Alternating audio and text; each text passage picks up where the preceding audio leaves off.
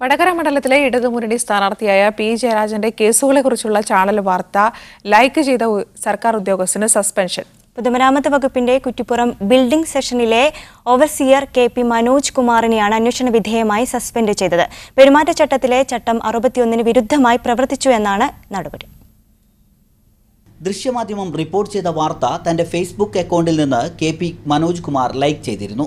ഇതോടെ പി ജയരാജനെതിരെ സർക്കാർ ജീവനക്കാരൻ അപവാദ പ്രചാരണം നടത്തിയെന്ന ആരോപണമുയർന്നു. തുടർന്നായിരുന്നു സസ്പെൻഷൻ.